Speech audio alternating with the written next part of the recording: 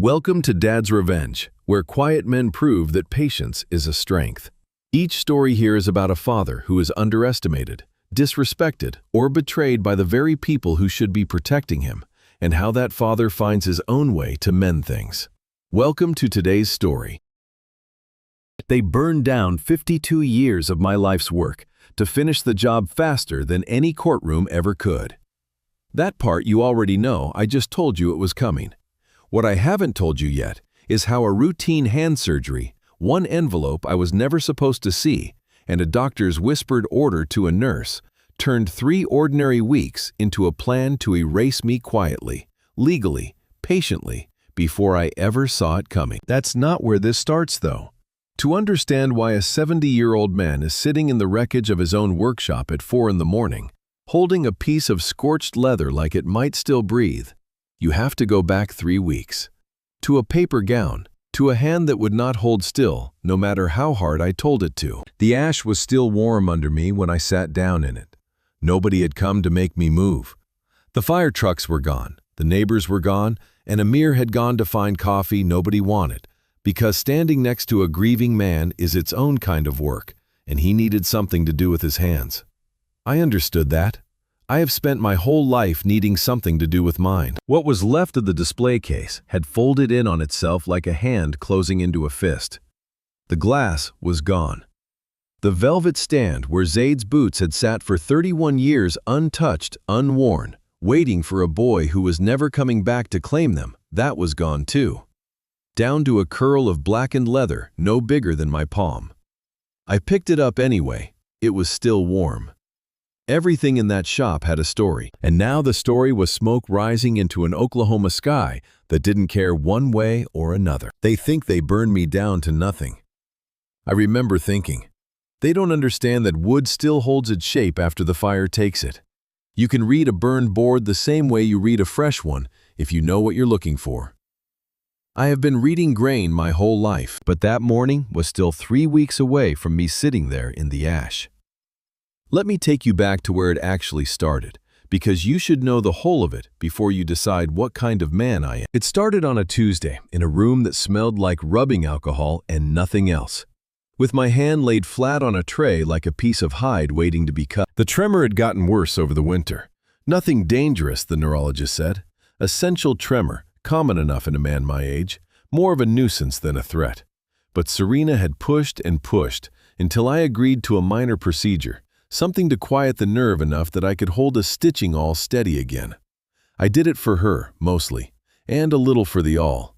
A man doesn't retire from work that's kept his hands honest for 52 years just because they've started to shake. They gave me a light sedative, enough to make my body heavy and my tongue slow. But I have never in my life gone all the way under for anything. My grandfather used to say, a man from Greenwood learns to sleep with one eye open before he learns to walk. And he wasn't wrong. I kept my breathing slow and even, the way I do when Serena thinks I've dozed off during one of her phone calls. And underneath that stillness, I was wide awake. Dr. Flowers worked with the radio turned low, humming along off-key to something I didn't recognize. I had never liked him much. Serena swore by him, her doctor. First, mine only after she'd warned me down about it, and there was something about his hands that bothered me. Soft in a way that told me he'd never held a hammer or a hide scraper in his life. A man's hands tell you the truth about him. Flowers' hands told me he'd never done an honest day's work, not once, not ever. The procedure was almost finished when the humming stopped. His voice dropped low, the kind of low that isn't meant to carry, except sound carries. Anyway, when a room is small and a man isn't paying attention to who might still be listening, I need you to get this to Serena directly, he said. Into her hands. Nobody else's, not Jeffrey's. There was a pause, and then a young woman's voice, careful, uncertain. Is everything all right with that doctor? Don't ask me that again, he said. Just do your job. Unless you'd rather I mention the mix-up with the Castellano chart to the board. I kept my eyes shut and my breathing even. But under my ribs, my heart was going like a hammer against a stretched hide. I heard paper. I heard the tray slide an inch across the table. close enough that I could smell the manila. I cracked one eye a sliver, no more than a stitch's width. The nurse, young dark-haired, her name tag read Riley, had her back to me, occupied with the instruments. Flowers had already stepped out to wash up. The envelope sat on the tray not 2 feet from my hand, sealed thick and heavy, sitting right beside my own discharge papers. My arm felt like it belonged to somebody else, some large, slow-moving stranger wearing my skin. The sedative was still pulling at me patient, the way water is patient with a stone. I bit down hard on the inside of my cheek until I tasted copper, and the pain cut through the fog enough to give me maybe 5 seconds. 10 if I was lucky. I reached out. My hand shook, the tremor or the fear, I honestly couldn't tell you which, and it didn't matter, because either way, I had to move now or not at all. I closed my fingers around the envelope and pulled it under my hip into the fold of the gown, and in the same motion, I dragged a stack of aftercare brochures across the tray to sit exactly where the envelope had been. It was clumsy. It was the ugliest piece of work I have done with these hands in 52 years. If Riley had turned around 1 second sooner, it would have been over before it started. She didn't turn until I had already let my arm fall back to my side limp, still a dead weight, the way it was supposed to look. She picked up the brochures without a second glance, folded them into her pocket, the way you'd pocket anything you weren't paying attention to, and only then did she turn to check on me. "Mr. Webster," she said, tapping my shoulder. "Can you hear me?" I let my head roll a little to the side. I let my eyes come open slow and unfocused the way a man's eyes come open when he's swimming up out of something deep. "Is it over?" I slurred, and I meant every part of that question a good deal more than she understood. "Yes, sir," she said. "Everything went just fine." She would not look at me when she said it. Guilt does that to people. It makes them careless, and it makes them generous with their eyes everywhere except the one place they ought to be looking. "Good," I said, and let my head fall back and underneath my hip against the thin cotton of a gown I did not choose and would not have worn if I'd had any say. I could feel the corner of that envelope pressing into my skin like the edge of something I hadn't cut yet. They wheeled me toward recovery. I kept my eyes half shut the whole way, watching the ceiling tiles pass overhead, and I thought about my grandfather and about a shop built out of what was left after Greenwood burned the first time, and about how a man learns if he's patient enough to hold still and let other people believe whatever they need to believe about him. Whatever was in that envelope, somebody had gone to a great deal of trouble to keep it out of my hands, which meant it belonged in my hands more than anywhere else in the world. I did not open the envelope in the car. Serena talked the whole ride home about how relieved she was, how brave I'd been, how Dr. Flowers said everything went perfectly, and I made the sounds a groggy man makes, the small, agreeable sounds, and I kept my hand pressed flat against my hip, like I was still sore from the procedure.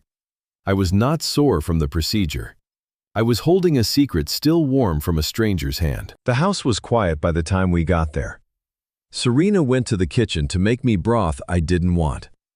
I told her I needed to lie down, and she believed me because a man who has just had a needle in his hand is supposed to want to lie down, and I have spent 50 years learning how to give people exactly what they expect to see. I went into the bathroom off the hallway and locked the door. I ran the tap low, just enough to cover a rustle of paper, if anyone was listening, the way I'd been listening a few hours before. Then I sat down on the edge of the tub, and I tore the seal. There were 3 pages inside. The top one had a hospital letterhead I recognized and a diagnosis I did not. Neurocognitive disorder advanced, rapid progression noted. The patient exhibits confusion, disorientation, and periods of aggression inconsistent with prior baseline. Immediate protective oversight is recommended to prevent harm to self or estate. I read it twice. My hands were steady the whole time, which surprised me, because everything else in that room had started to tilt a little, the way a shop tilts when you've been bent over a bench too long and you finally stand up straight. The second page was a petition. Emergency conservatorship, it said, filed in the name of Serena Webster, requesting full authority over the person and property of Jeffrey Webster. Financial accounts, the deed to the shop, the deed to the land under it, which had come down to me from a grandfather who buried his tools in that same dirt in 1921 so the mob wouldn't find anything worth burning twice. Dr. Flowers' signature sat at the bottom of both pages, small and confident. The kind of signature a man writes when he has never once imagined being questioned. I have built things my whole life. Saddles that outlasted the horses under them. Boots that outlasted the men who wore them. I know what it looks like when something is built to last. And I know what it looks like when something is built fast, in secret, meant to hold up only long enough to do its damage before anyone thinks to test it. This was the second kind, but it would hold up in a courtroom long enough to ruin me if I let it. I sat there a long moment with my hand flat against the cold porcelain of the tub, and something in my chest that had been holding steady since the recovery room finally let go just for a second. Not tears, I want to be clear about that. Something closer to the feeling you get when you drop a good piece of leather and hear it hit the floor before you can catch it. That half second of knowing exactly what you've lost before you've even picked it back up to check. I did not cry. I got up. I folded the papers back along their original creases and carried them out through the kitchen past Serena, stirring a pot she didn't need to stir, and into the workshop out back, where I told her I wanted to check on a saddle order before bed. The shop smelled the way it always smelled, neat's foot oil and cut hide, and the particular sweetness of leather that's been worked soft over years of hands. I stood a moment in front of the glass case by the door, the way I do most nights without thinking about it. Zaid's boots were still in there. Calfskin dyed the deep red-brown he'd asked for, stitched with a rope pattern along the shaft that took me 11 nights to get right. I'd finished them 2 weeks before he died, and I never let him see the final pair. I was saving them the way a man saves the best cut of meat for a celebration that hasn't happened yet. 31 years now, and they still sat there behind glass I dusted every Sunday, waiting for a young man's feet that were never coming to fill them. I remembered the first pair I ever made him, back when he was 9, and too proud to admit his feet had outgrown his sneakers before rodeo season started. He'd stood in the same spot turning his ankle this way and that under the shop light, wanting to know why the leather smelled like that, why it took so long, why I wouldn't just buy him a pair from the store like the other boys' fathers did. Because a boy who rides ought to trust what's under his own feet, I told him. And he rolled his eyes at me the way boys do, and wore those boots until the soles gave out 2 years later. He never once thanked me for them. He didn't need to. That was never how it worked between us. I don't talk to the boots. I want that understood too. I am not a man who has conversations with objects. But I stood there a minute longer than I meant to, and then I did what I'd come to do. There is a loose board under the workbench, third from the wall, that I have used to hide things since before Serena and I married. Cash, once, back when I still didn't trust banks the way my grandfather never trusted them. I pried it up with a bench knife and slid the envelope inside, and I was reaching to set the board back when my eye caught the bottom drawer of the old filing cabinet against the far wall. There was a stack of correspondence in there I hadn't opened in years. Old inquiries mostly. Men who wanted to buy the shop, buy the corner lot, buy the whole block back when Greenwood land was cheap enough that nobody serious was asking. I'd always meant to go through it properly someday and never had. Someday, I thought again, standing there with the loose board still in my hand. Later, I never got the chance to open it that night. I heard her before I saw her, the particular rhythm of Serena's slippers on the hallway floor, coming toward the back door, calling my name in a voice pitched exactly halfway between concern and something else I couldn't yet name. I set the board back flush and stood up fast enough that my knee cracked against the workbench leg, and by the time she opened the door, I was standing over a half-finished saddle with a look on my face like a man thinking about stitching and nothing else in this world at all. "Jeffrey," she said, "what are you doing out here this late? You should be resting." "Just checking on an order," I told her. "I'll be right in." She looked at me a moment longer than felt necessary, the way you look at a hide before you decide whether it's worth the cut. And then she smiled and told me not to stay out too long and went back inside. I stood there in the quiet after she left, one hand resting on the loose board under the bench, and I understood the way I understand when a stitch is about to fail before it fails. That whatever this was, it had already started, and there was no putting it back the way it was before. Serena set the little paper cup down in front of me before I'd even taken my seat at the table. 2 capsules, dark green and something powdery folded up in a square of foil beside them, like a gift nobody wanted to unwrap. "Dr. Flowers wants you starting these tonight," she said, "for the tremor and for your memory. He says catching things early makes all the difference." I have never in my life needed help remembering a debt, a delivery date, or a man's face after one meeting. But I picked up the little cup anyway and turned it in my fingers like I was reading a price tag I couldn't quite make out. "What's in the powder?" I asked. "Vitamins, mostly," she said, not looking up from her plate. "B12, some kind of ginkgo compound. It's not going to hurt you, Jeffrey. It might actually help." Finn was already at the table, working through a plate of short ribs, like a man who hadn't eaten in a week. Though I happened to know for a fact he'd had lunch at the club that same afternoon on somebody else's tab. Arya sat beside him, quiet, pushing green beans around her plate without eating them, the way she'd done since she was a girl, whenever there was tension in a room she couldn't name. I have a trick I learned a long time ago from a tanner out of Fort Worth who tried to slip something into my drink during a contract negotiation back in the 70s, hoping to loosen my tongue about a price I hadn't agreed to yet. You don't swallow. You tuck it up under your tongue in the soft pocket there, and you drink your water loud enough that anybody watching hears exactly what they expect to hear. I tipped the capsules and the powder into my mouth, took a long pull of water, and let my throat move the way a throat moves when it's actually swallowing something. Serena watched me do it. She has always been a woman who likes to see a thing finished with her own eyes. "There," I said, opening my mouth for her, the way I used to open it for my own mother when I was 5 years old, and she didn't believe I'd taken my cod liver oil. "Gone." "Good," she said, and turned back to her plate satisfied. And I excused myself not 2 minutes later to use the washroom down the hall, where I spat 2 capsules and a wad of bitter foil into a tissue and folded it small enough to disappear into my shirt pocket. I sat back down at the table like nothing at all had happened, and I finished my dinner, and I said almost nothing for the rest of the meal, which nobody at that table found unusual, because a quiet old man is exactly what they had all decided to expect from me. I went up to bed early.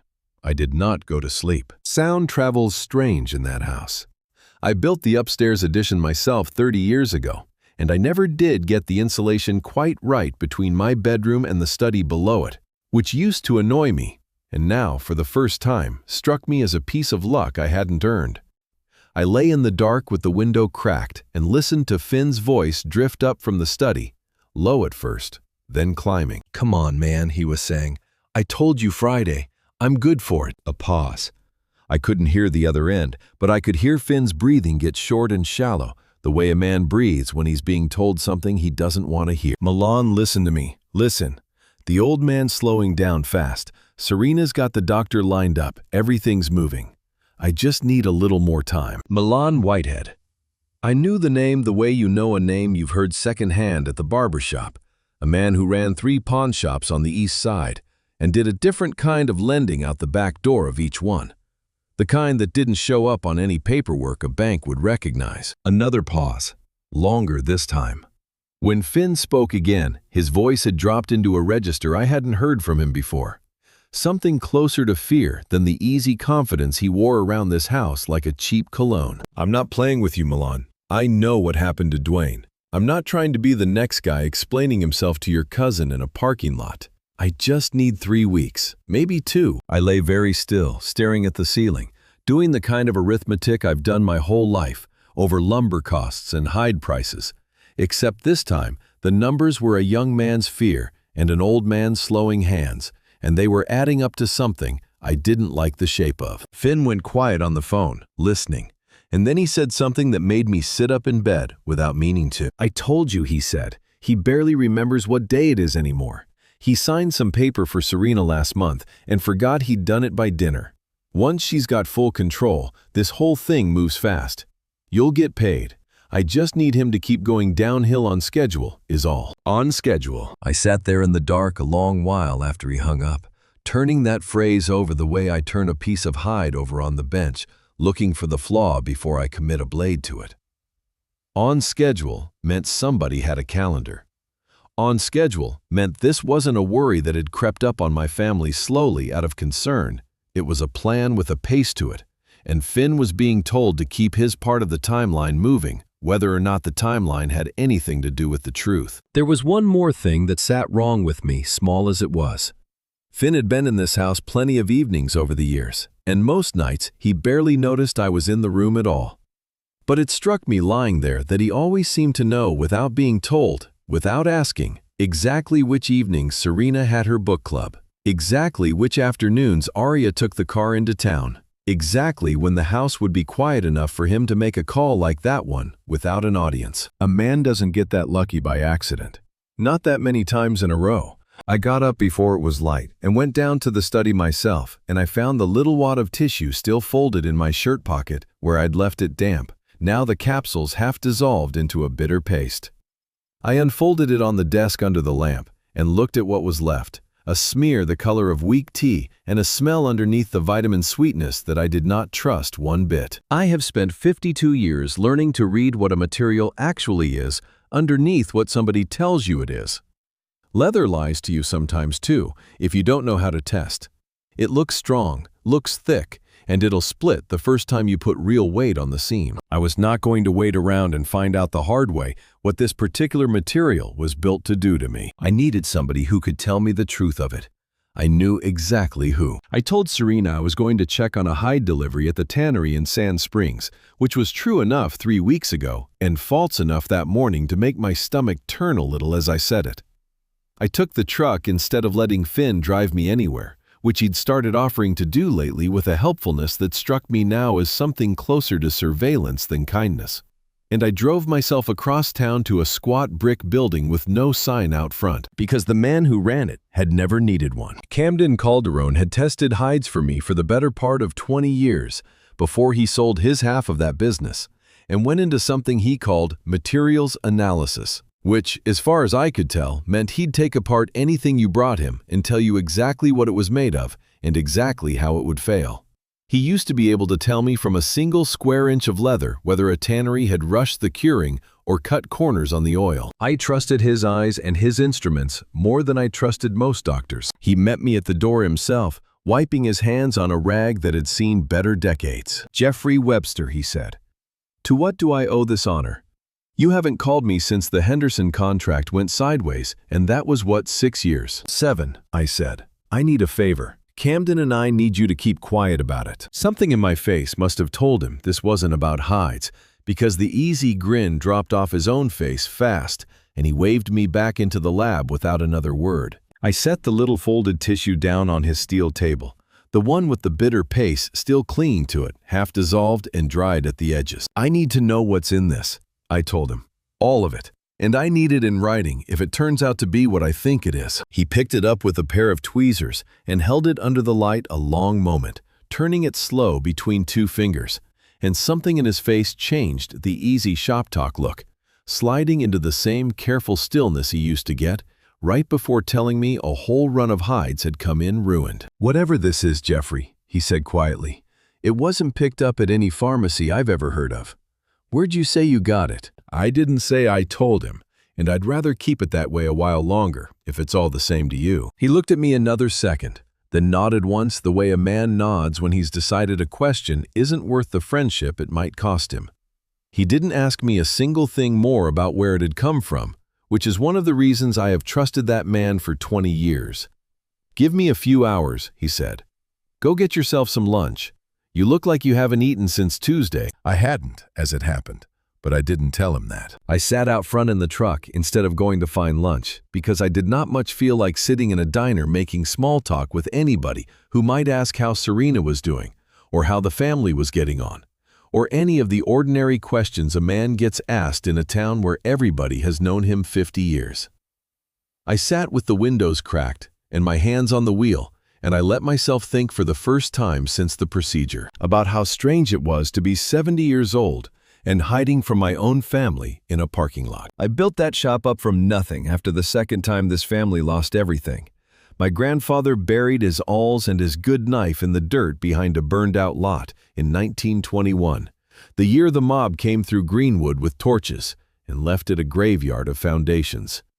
And he dug those tools back up 2 years later when the ground had cooled enough to trust. And he started again with nothing but what a man can carry in 2 hands and what he refuses to let anybody take from him twice. He used to tell it to me the same way every time, like a man reciting a psalm he'd worn smooth from repeating. How he wrapped his awls and his best skiving knife in oilcloth before he buried them so the damp wouldn't get into the steel.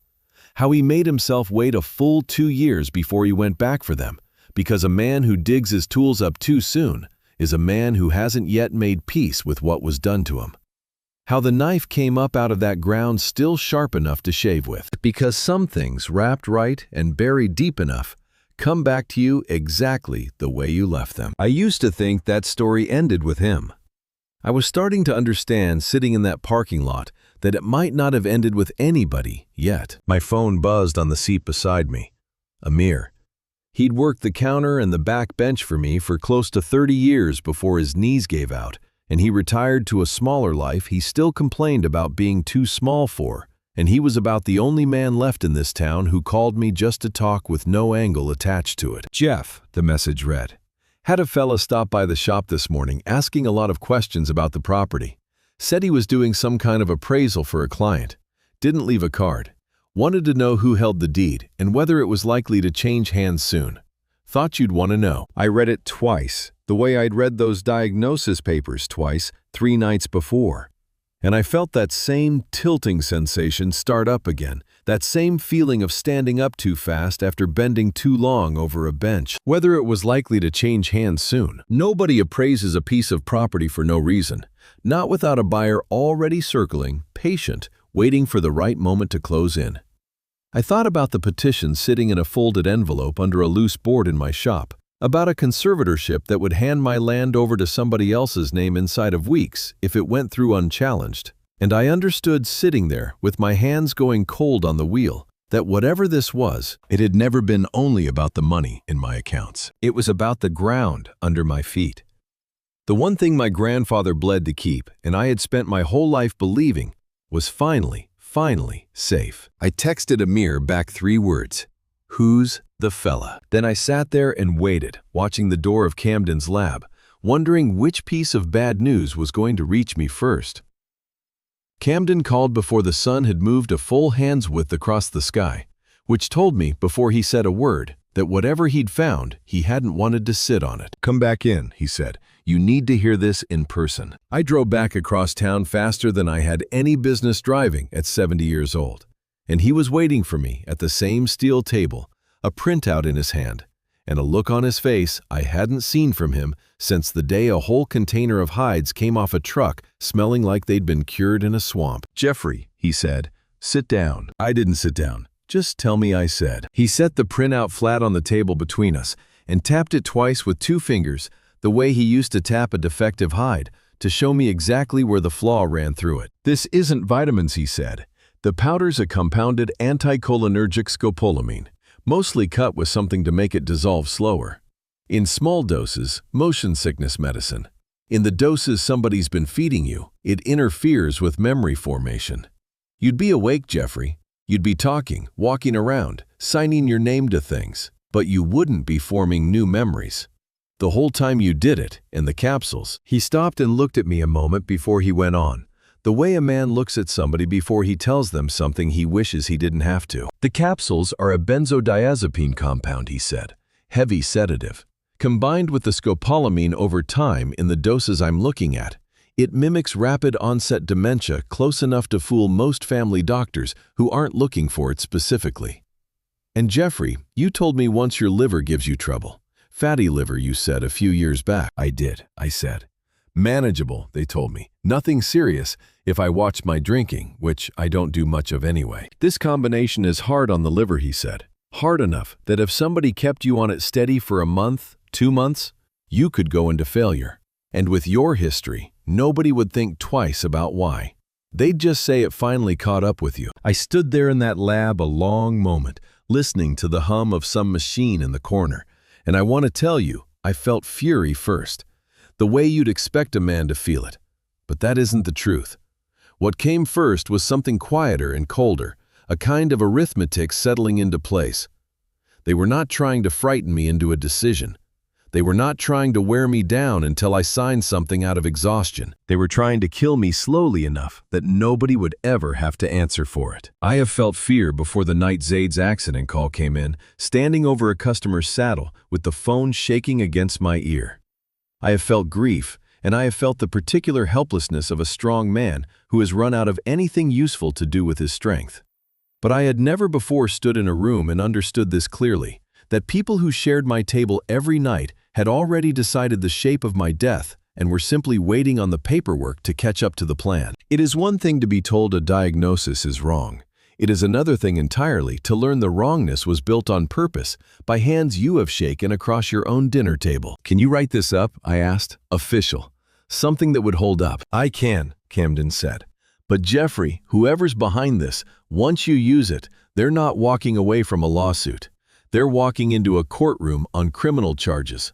You understand that?" "I understand it fine," I told him. He wrote it up while I waited, and I folded the report and put it in my breast pocket next to a heart that had gone very still and very steady the way a man's hands go still, right before he makes a cut he can't take back. I thought driving home about going straight to the police with what I had. It would have been the easy thing, the expected thing, the thing a reasonable man does when he learns his family is trying to poison him. But I have lived 70 years in this town, and I know how these things go. When a rich man's family hires a rich man's lawyers, they would call it a misunderstanding. They would call the diagnosis a mistake made in good faith. They would drag it through courtrooms for 2 years, while I sat home with a court-appointed monitor, deciding whether I was fit to make my own breakfast. And somewhere in all that delay, Flowers would find a way to finish what the pills hadn't. I was not going to hand this over to a system that moves at the speed of paperwork, while I was the one running out of time. I got home and went straight to the shop instead of the house. And I stood a long while in front of the glass case, looking at Zaid's boots the way I do most evenings. Except this time, I was looking at them for a reason I couldn't quite name until I'd stood there long enough to find it. I did not save that boy. I was not there the night it mattered, and no court in the world, no lawyer, no system built by careful men in careful offices was ever going to give me back that night, or the 31 years since.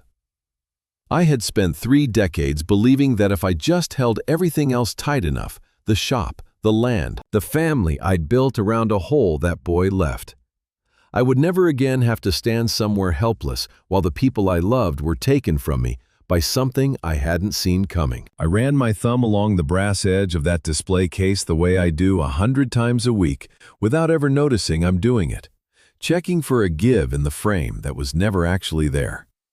It is a habit I picked up somewhere in those 31 years, the checking, the tightening, the making sure of hinges, of ledgers, of locks, of anything at all in this world that could be measured and secured and kept from slipping through my hands. I had built a very good life out of that habit. I was only now starting to wonder, standing there, what it had cost me to need it quite so badly. I was not going to be helpless this time. Whatever it cost me, whatever it meant to fight this quietly instead of loudly, I was going to be the one holding the knife when it mattered, not the one lying still on a table, hoping somebody else would notice what was happening to him in time. My phone buzzed against the workbench. Amir. Found out who the appraiser fellow works for, it read. Asked around some. It's a holding company out of Oklahoma City, some outfit called Larkspur Group.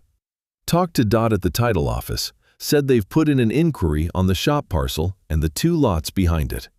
And Jeffrey. They're offering triple what the land's worth on paper. Triple. Nobody pays triple for a piece of land unless they already know something about it the rest of us don't. I stood there with the phone in my hand and the boots behind the glass in front of me, and I understood the way I understand when a stitch has already started to fail deep inside a seam where nobody can see it yet, that whoever was behind this wanted that ground under my feet badly enough to pay 3 times what it was worth to anyone with sense. Which meant whatever this land was worth to them, it was worth a great deal more than money. Finn found me in the shop 2 days later, wearing a blazer too sharp for a Tuesday afternoon and carrying a leather portfolio he'd clearly bought new for the occasion. The kind of thing a man buys when he wants to look like he already has money instead of needing it. Pop, he said, he'd taken to calling me that in the last year, and I'd never once told him I didn't care for it. I want to talk to you about something, man to man, before the family gets involved. I set down the awl I was working with and gave him my full attention because I had learned by then that a man showing up at my shop instead of waiting for me at the dinner table was a man who wanted witnesses even less than usual. "You know how cash just sits there losing value," he said, settling himself onto my good stool without being asked. "Inflation's eating everybody alive right now. I've got access to something exclusive, a digital currency fund, Meridian, backed by real assets, real infrastructure, not some internet joke. The kind of thing that turns a small position into a real position inside of a year." "How small?" I asked.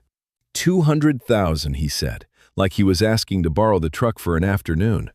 "It's not a loan, Pop. It's an investment. I'd be handling it personally.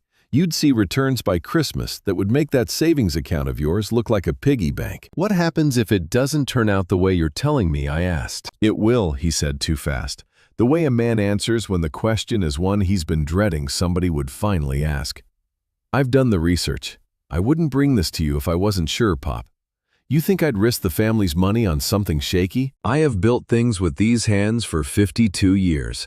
And I know the sound of a hustle better than most men know their own name. I know it in a nervous man's voice, the same way I know it in a hide that's been dyed to hide a flaw underneath." Finn's voice had that particular brightness men get when they are one bad week away from somebody breaking their kneecaps and desperate enough to believe their own lie if it means somebody else believes it too. I thought about Millen Whitehead's name coming through my bedroom floor 2 nights before. I thought about a phrase Finn had used on that call on schedule, and about how convenient it would be for him if $200,000 of my money disappeared into an account he controlled before anybody thought to ask where it had actually gone. "Zora's counting on this working out," he added, when I didn't answer fast enough for his liking. "She wants us to be secure, Pop. She worries about you." Using my daughter's name to move my hand was a low thing to do.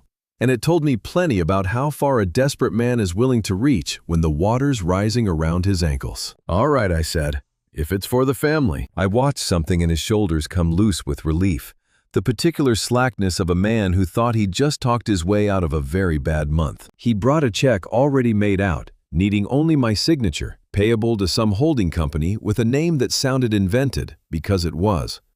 I took the pen he handed me, an ordinary plastic thing, cheap, the kind a man carries when he's never once had to think about whether a signature matters. My signature has changed over the years the way most men's do. In the 70s, it was quick and cramped, a young man's signature, always in a hurry to get back to the bench. These days, it's smaller, more careful, the signature of a man whose hand has started to shake and knows it. The bank has that current signature on file, along with strict instructions about anything over a certain amount needing a voice match besides. Finn didn't know any of that. Finn thought a signature was just ink. I signed the check the way I used to sign things back in 1993. A debt account, closed longer than Finn's marriage had existed. The loops bigger, the hand steadier than it had any business looking on a man my age. It would pass a glance. It would not pass a teller who bothered to compare it to the file. "There," I said, handing it back. He didn't even look at the signature. He looked at the number, and he practically floated out of that shop with the check pressed against his chest like it was already cash in his pocket. I sat there a long while after he left, turning the whole exchange over.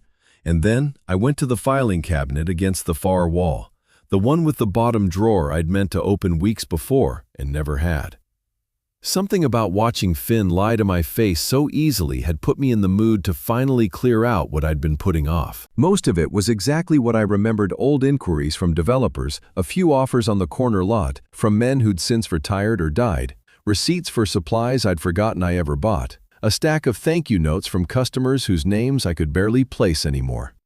I went through it slow, the way I go through anything I've neglected too long, half expecting to find nothing worth the dust I was stirring up. My hands moved through the paper the way they move through a hide before a cut patient, unhurried, trusting that whatever mattered would announce itself when I got to it. But near the bottom, in an envelope gone soft and yellow at the corners, I found a letter dated 15 years back, unsigned by any name I recognized, offering to purchase the shop parcel through a representative acting, the letter said, on behalf of a private client who wished to remain unnamed. I'd read it once back then, decided it wasn't a serious offer, and filed it away without another thought. I had no reason at the time to look twice at the handwriting in the margin. A note scrawled in blue ink beside the offer amount. "Call to discuss timeline," the note said, and underneath it, an initial instead of a full name. A single letter F, written with a particular hard downward stroke, and a flourish at the bottom that curled back on itself twice before it lifted off the page. I had seen that exact stroke, that exact flourish, at the bottom of a diagnosis 3 weeks ago. I had seen it on a petition for conservatorship, sitting right now under a loose board, not 4 feet from where I stood. I picked the old letter up and held it in both hands.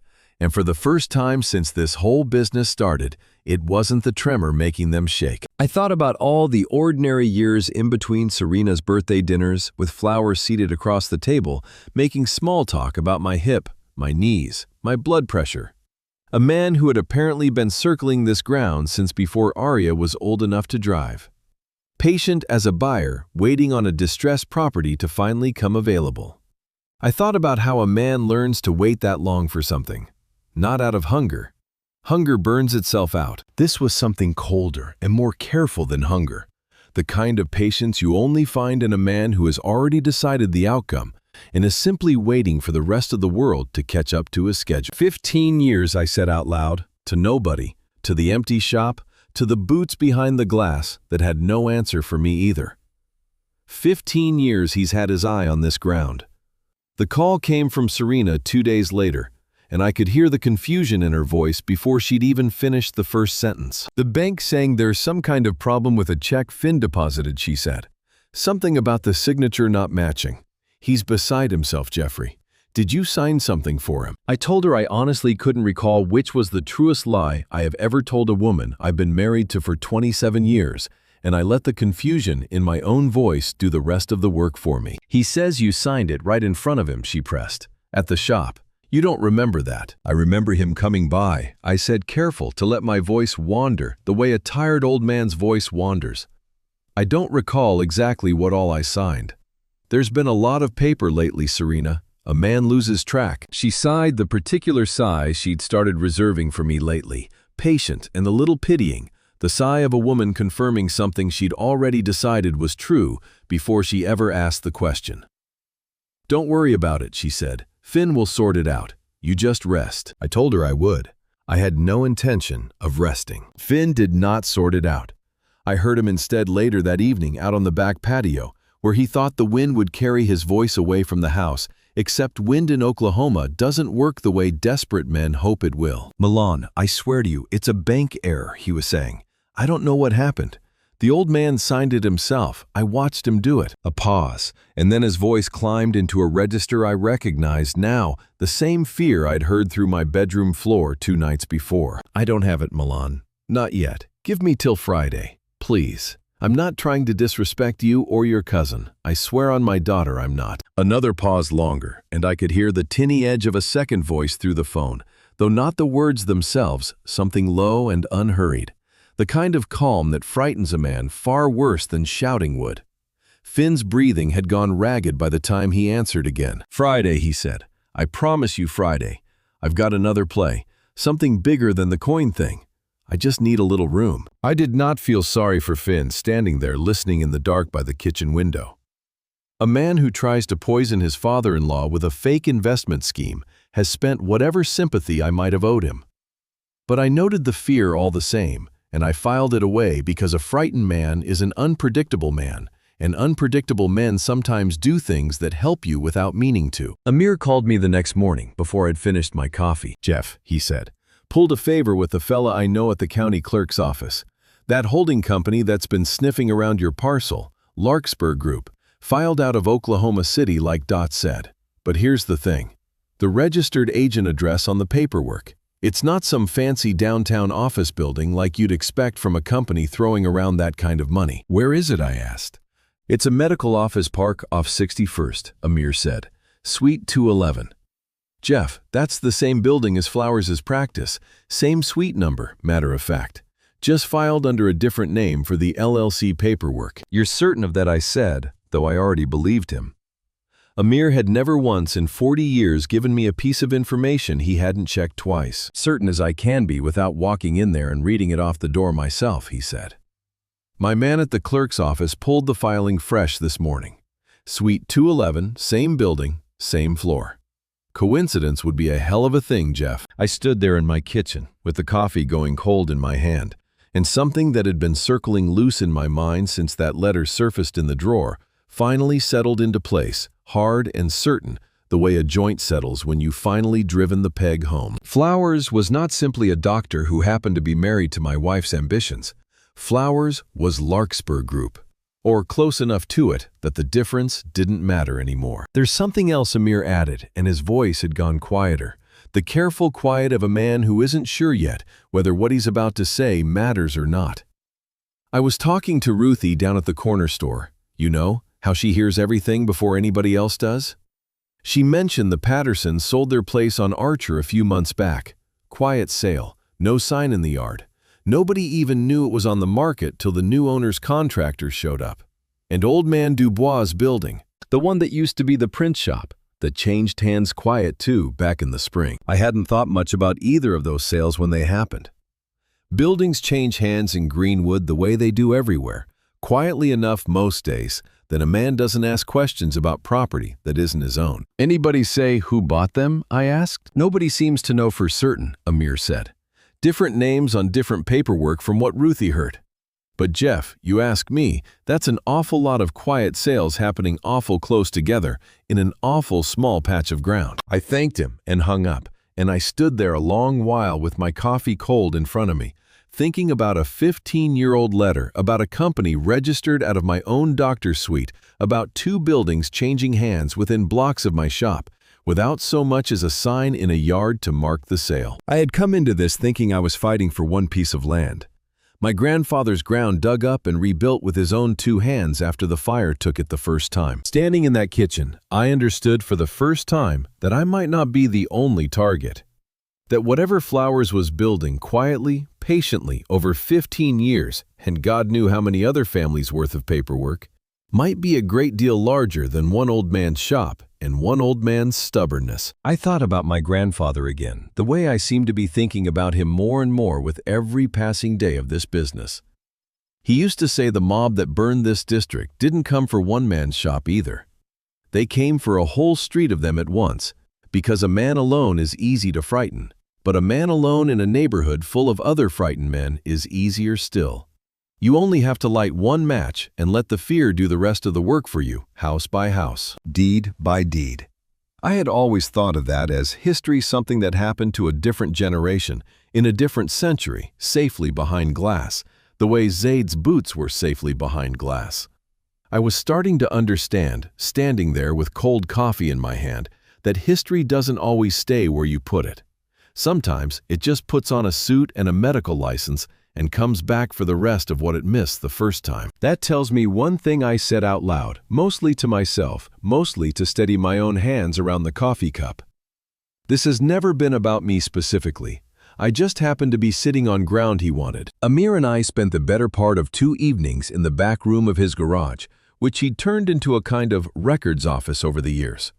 Boxes of old Greenwood Chamber newsletters and property abstracts stacked on shelves he'd built himself, back when his knees still let him climb a ladder. He had a way of tracking down paperwork that would have taken a younger man with a computer twice as long, mostly because he still knew half the clerks and title agents in the county by their first names and their mother's maiden names besides. We started with the 3 sales Ruthie had mentioned, the Pattersons' place on Archer, Old Man Dubois' print shop building, and a third one Amir dug up on his own, a duplex on Detroit Avenue that had belonged to a widow named Odessa Fields until she passed 8 months back. Look at this, Amir said, sliding a folder across the table toward me. Under the bare bulb hanging over his workbench, Odessa's place, sold to an LLC 2 months after she died. Family disputed it, said she didn't have the capacity to sign anything that late, but the paperwork's got a doctor's letter attached, saying she was of sound mind right up until the end. Whose signature's on the letter, I asked, though I already knew the answer before he turned the page. Flowers, Amir said. Same doctor, same clean, confident hand. We went through the Pattersons' file next, And then Dubois, and the pattern laid itself out in front of us the way a bad seam reveals itself once you know to look for the pucker in the leather. Every sale followed the same shape. An elderly owner alone or nearly alone in the world. A sudden medical concern documented by the same practice. A quiet transfer of authority, financial or legal, always just before the property itself changed hands. And at the bottom of every filing, buried in the fine print of whatever LLC had done the buying, that same suite number off 61st Street. Dubois' file had a detail that stuck with me longer than the others. He'd been 81 sharp as anybody I'd ever known, ran that print shop right up until a stroke put him in the hospital for 2 weeks. Came home fine, Amir told me. Walking, talking, arguing with the nurses about his discharge papers, same as always. Then a follow-up visit with a specialist. His regular doctor had never heard of, and 6 weeks later, a competency evaluation on file saying otherwise. And 6 weeks after that, a signature on a sale nobody in his family remembered him ever discussing. Man built that print shop with his own hands, the same as you built yours, Amir said quietly. Died in a nursing home 11 months later. Never went back to Archer Street once, from what his niece told me. 3 families, Amir said, leaning back in his chair and rubbing his eyes. 3 families in 5 years, Jeff, and that's just the ones we could find with a little digging and a lot of luck. God only knows how many more there've been that never made it into a file. Ruthie happened to hear about it. I sat there under that bare bulb a long while, looking at 3 folders spread out on Amir's workbench, and I felt something shift in my chest that was harder to name than fear, harder to name than fury. It was the particular cold that comes over a man when he realizes the wound he thought was his alone has actually been bleeding slow and quiet all up and down a street he's known his whole life. I had come into this fight thinking about one piece of ground, my grandfather's ground, the dirt he buried his tools in the year they burned this district to its foundations, and dug them back up 2 years later to start over with nothing but grit and 2 good hands. Sitting there, I understood that Flowers wasn't just circling my shop. He was doing, patiently, quietly, with paperwork instead of torches, something that rhymed with what the mob did to this same ground 100 years before. Find the vulnerable, find the isolated, take what they built while nobody with any power was paying close enough attention to stop it. The worst part of it was how ordinary it all looked on paper. No flames this time, no men on horseback, just a letterhead, a signature, a filing fee, and a family too grieved or too tired to ask the right question at the right moment. A century of progress, and the only thing that had really changed about robbing this district was the paperwork required to make it look legal. That's not a man robbing a family, I said out loud. That's a man robbing a whole neighborhood, one signature at a time. Amir didn't say anything to that for a long moment. He just closed the folders in front of him, one by one, careful, the way you'd close the eyes of somebody you'd known a long time. What do you want to do with this, Jeff? He finally asked. I want to bury him the way this district buried my grandfather's tools, I said. Deep enough and patient enough that when it finally comes back up, it comes back up sharp enough to finish the job. We sat with that a while, the 2 of us, in the quiet of a garage that smelled like motor oil and old paper. And then Amir looked up at me with something in his face I hadn't seen there in a long time. Not worry exactly, but the particular caution of a man who's watched me build things carefully for 40 years and knows exactly how dangerous I get when I stop rushing. Be careful how deep you dig before you're ready to move, he said. A man like that, once he feels somebody getting close, he's not going to sit around waiting for a judge to sign off on anything anymore. If he thinks you know what you know, he's not going to wait on the courts. He's going to move fast, and he's not going to be careful about what he breaks on his way through. You think he'd come at me directly? I asked. Physically, I mean. Amir was quiet a moment, choosing his words the careful way he'd always chosen them. 40 years of watching him hand a customer bad news about a job gone wrong. A man who's already comfortable letting 3 old folks die confused and alone isn't a man I'd bet the farm on being careful about anything he said. Finally, I'm not saying watch your back walking to the mailbox, Jeff. I'm saying don't sit still too long once he knows you're moving. I drove home that night with those folders locked in the truck's glove box, and instead of going straight to bed, I found myself standing in the shop again, a rag in one hand, working slow, careful circles across the glass of Zaid's case. The way I have most nights for 31 years, whether the glass needed it or not. There is something in the motion that has always settled me, the same patient rhythm as oiling a saddle, checking a seam, making sure the things worth keeping are still exactly where you left them. I did not know that night that it would be the last time I'd ever polish that glass. I locked up and walked back to the house under a sky gone heavy with the particular stillness Oklahoma gets right before weather changes, and Amir's warning followed me the whole way across the yard, settling into my chest like a stone dropped into still water, sending out rings I couldn't yet see the edges of. If they knew how deep I'd already dug, they were not going to wait on any courtroom to stop me.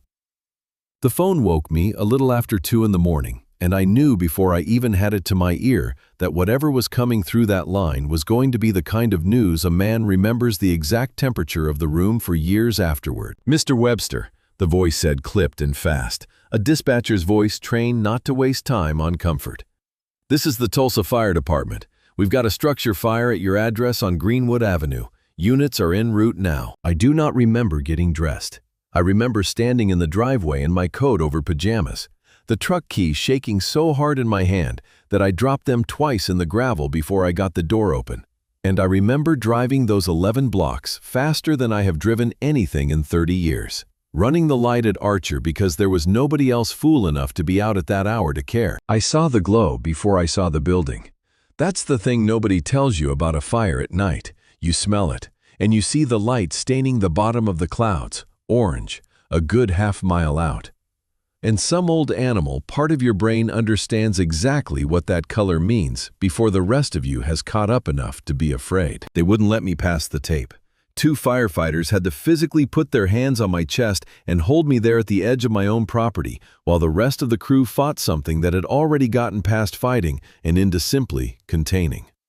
I stood there and watched 52 years of my life go up through the roof in a column of sparks that the wind carried east over the rooftops toward a sky that didn't care one way or another what it was watching burn. I have built things my whole life.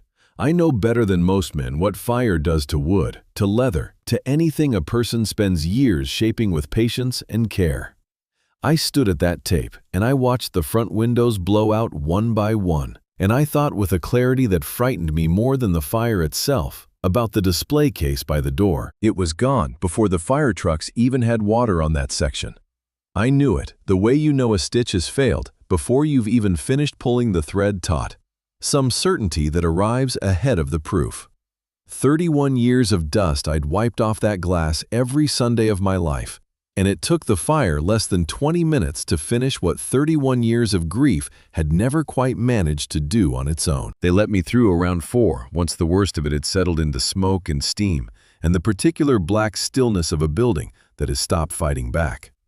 I walked through what used to be my front room with a fire captain at my elbow, telling me to watch my footing, and I found the case exactly where I expected to find it, and exactly as ruined as I'd already known it would be. The glass was gone entirely, melted or shattered. I couldn't tell which, and it didn't matter.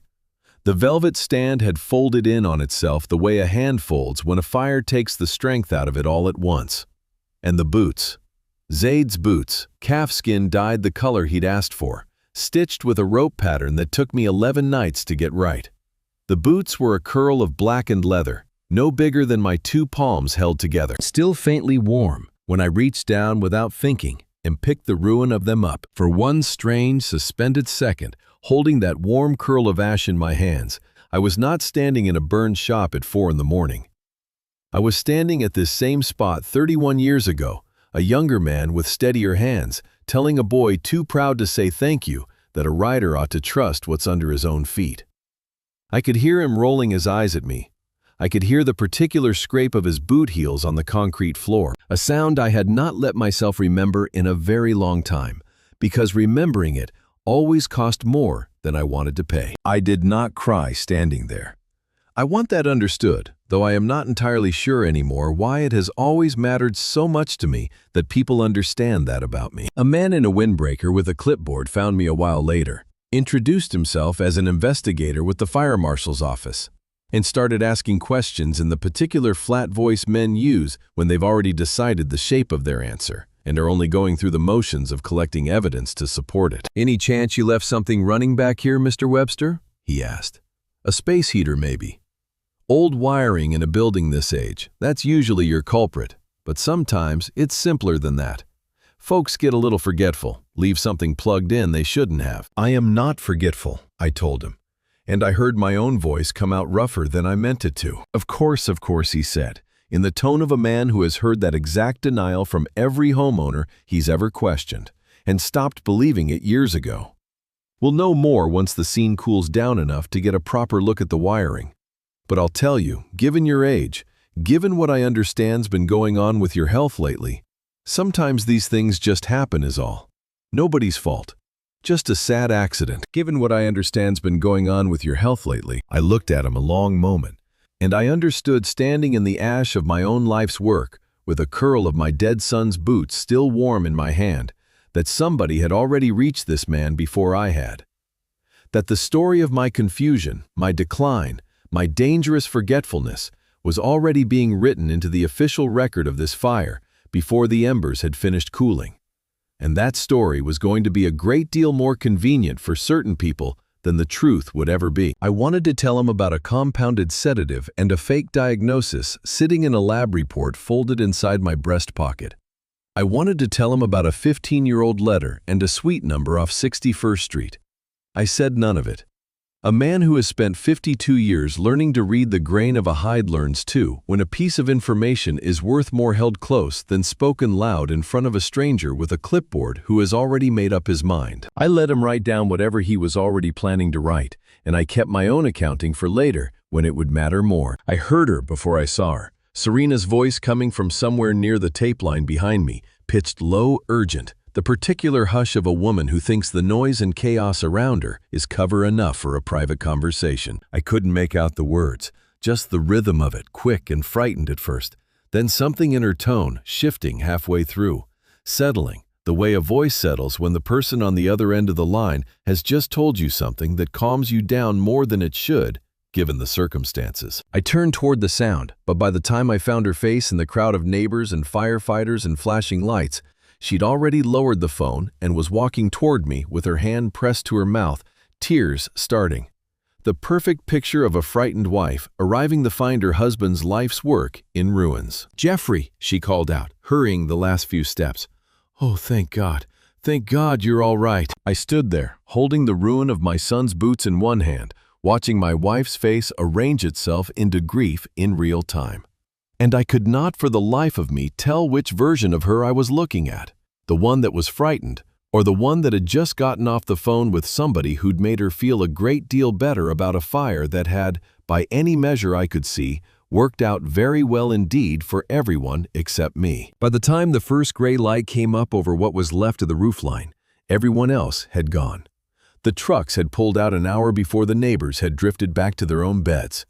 And even the fire marshal's man with his clipboard had finally run out of questions worth asking a man who wasn't going to give him the answers he wanted. Serena had gone home too, insisting I come with her, pressing her cool hand against my cheek, in the gesture that might have meant something once, and now told me nothing at all. And I had told her I needed a few minutes alone with the building, and something in my face must have finally told the truth loud enough that even she didn't argue. So I sat down in the ash, right there on the concrete floor in a suit that had been fine wool the night before and was ruined now with soot and standing water, and I did not get back up for a long while. I still had the curl of burnt leather in my hand. I turned it over once, twice, feeling the brittle edge of it against my thumb, and somewhere above me, a bird I couldn't name started up its morning racket in whatever was left of the eaves, indifferent to what had happened here, the way birds always are. The air still smelled like wet char and melted rubber. A single stud wall stood black and skeletal against the lightening sky where the north corner used to be. Scattered across the concrete near my feet lay the ruin of things that had taken me years to gather and one night to lose. A skiving knife with its wooden handle burned down to a stub of blackened metal. The brass buckle from a saddle order I'd promised a rancher out near Bixby by the end of the month, warped now into something no longer recognizable as a buckle at all. A row of dye jars, their glass gone cloudy and cracked from the heat, their contents baked into something that would never again color a piece of hide the way it was meant to. I looked at each of these things the way you look at the faces of people at a funeral, cataloging without meaning to, unable to stop yourself from counting exactly what's gone. I did not think about Larkspur Group. I did not think about flowers or Serena or the diagnosis or any of the machinery I'd built in my head over these past weeks to fight back against all of it. I did not think anything at all for a while. I just sat there, and the light came up slow the way it does in early fall, and I held a piece of my son in one closed fist and let the morning do whatever it was going to do around me. Amir found me there a little after 7. He didn't say anything when he saw me sitting in the ash. He just picked his way carefully across the wreckage, favoring the bad knee, and lowered himself down beside me without a word, close enough that our shoulders nearly touched. And he sat there with me in the quiet, looking at the same nothing I was looking at. He'd brought 2 cups of gas station coffee, still steaming, and he set one down on the concrete beside my hand, without offering it directly, without asking if I wanted it, the way you'd set food down near a wounded animal you weren't sure would take it from your hand outright. I didn't touch mine for a long while, neither did he touch his. They sat there between us, going cold, 2 small clouds of steam rising and thinning into the gray morning air. And that felt somehow like exactly the right use for them. We stayed like that a long while, long enough that my legs went stiff underneath me, long enough that the light changed twice and neither one of us said a single thing the whole time. Because there are some mornings a man doesn't need words from his friends. Only the fact of them sitting there in the ash beside him. Eventually, I stood up. My knees complained about it the way they complain about everything these days, and I brushed the soot off my trousers with a hand that had finally, for the first time in weeks, stopped shaking. "You all right, Jeff?" Amir asked the first words either of us had spoken. "I'm standing," I told him, which was the truest answer I had. I want to be honest about what standing up meant that morning, because I have thought about it many times since. It was not resolve exactly. Resolve is a thing a man decides on purpose in daylight with a clear head. This was closer to instinct, the same instinct that had carried my grandfather back to a burned lot 2 years after the mob came through with torches.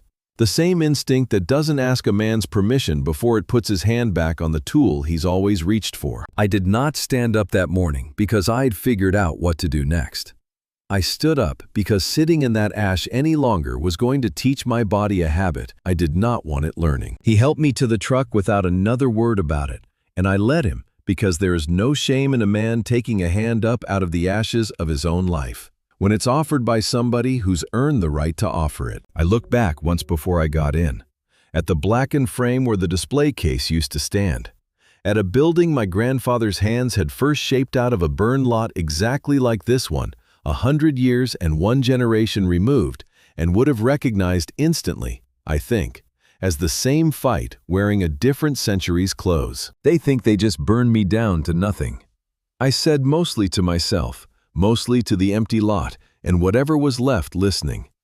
They don't understand that wood still holds its shape after the fire takes it, if you know how to read what's left of the grain. I got in the truck. I did not look back a second time. It took me the better part of a week to find Riley again.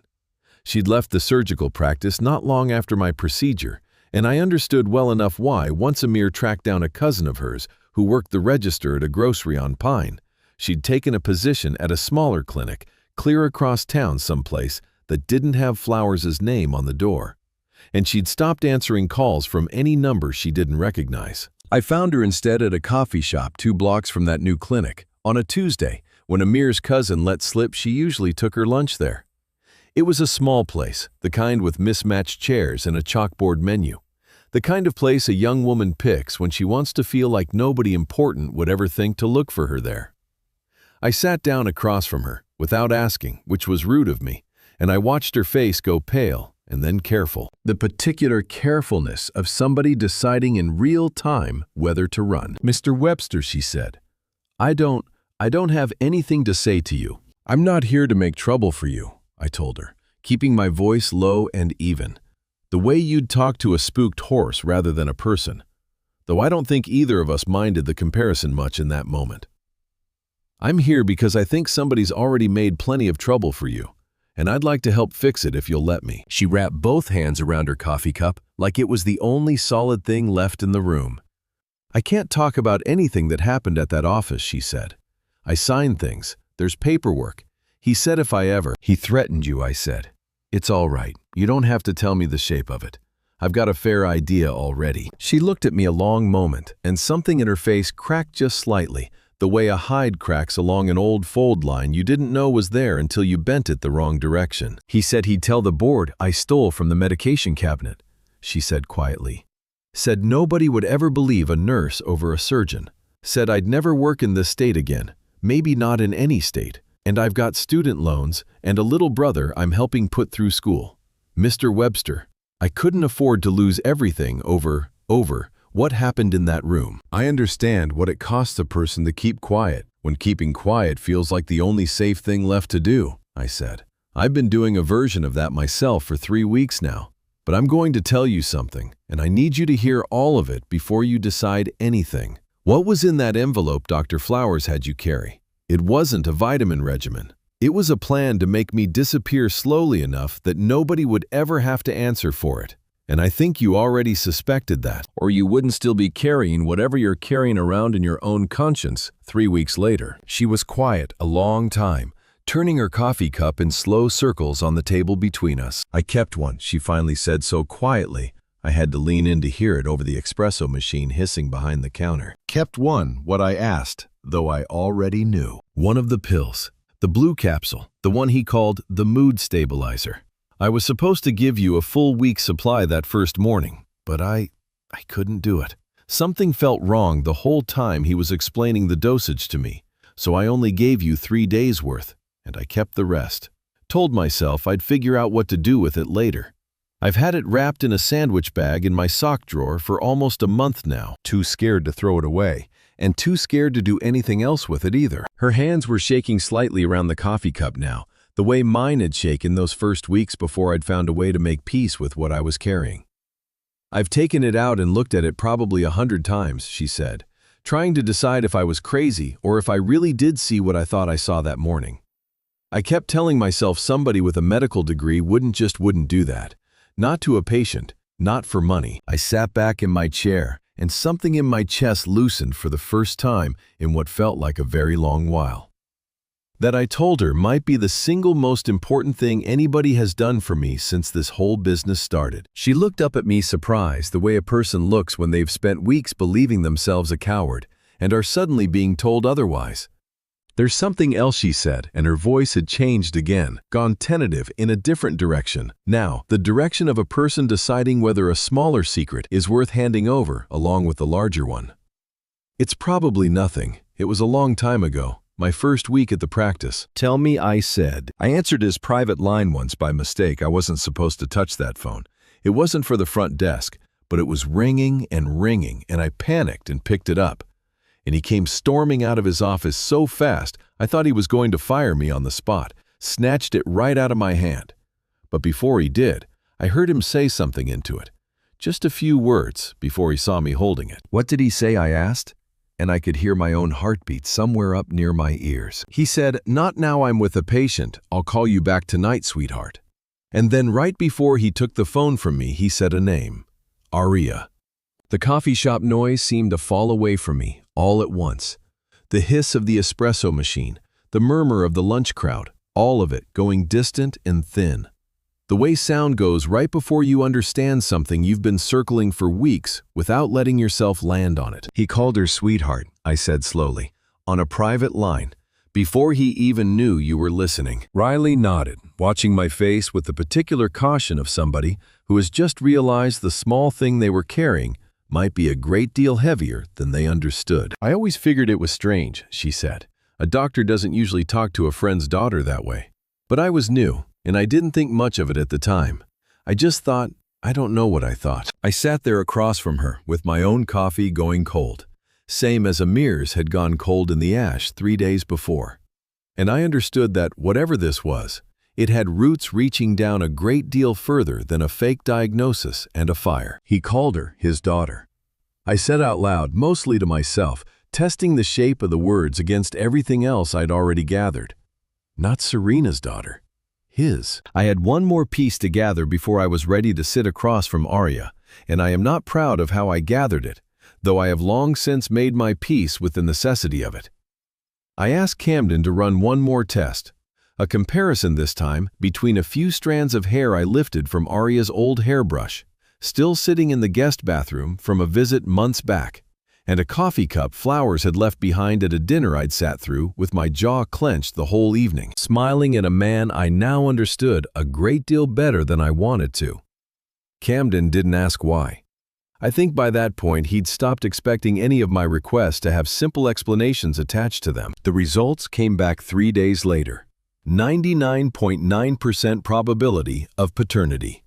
I read the number twice, the way I seem to read every important document twice these days, as if a second reading might somehow soften what the first one had already made unbearably clear. I called Arya and asked her to meet me at the shop.